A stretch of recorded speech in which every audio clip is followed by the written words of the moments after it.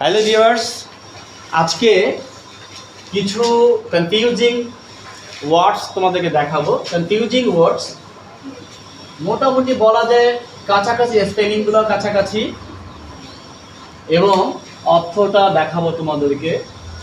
দেখো, প্রথমটা হচ্ছে লাউঞ্জ।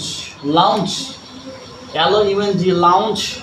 দ্যাট মিনস এখানে অবসর সময় বা ওয়েটিং রুম যাকে বলে, বড় বড় এয়ারপোর্ট বা এইরকম ইয়েতে এই লাউঞ্জ থাকে। হ্যাঁ, তাহলে লাউঞ্জ হচ্ছে আমাদের একই রকম বানানগুলো কাছাকাছি, কিন্তু লাউঞ্জ আরাম কক্ষ।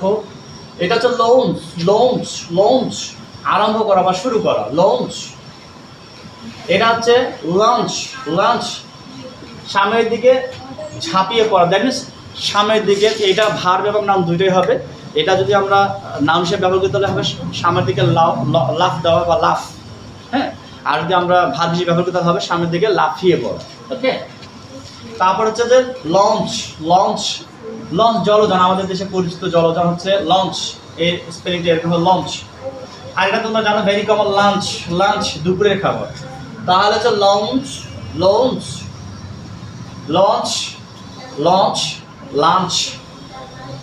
কনফিউজিং, স্পেলিংগুলো মোটামুটি একদম কাছাকাছি সবগুলোরে, বাট মিনিংগুলো আলাদা। I think it will very helpful to you. Thank you.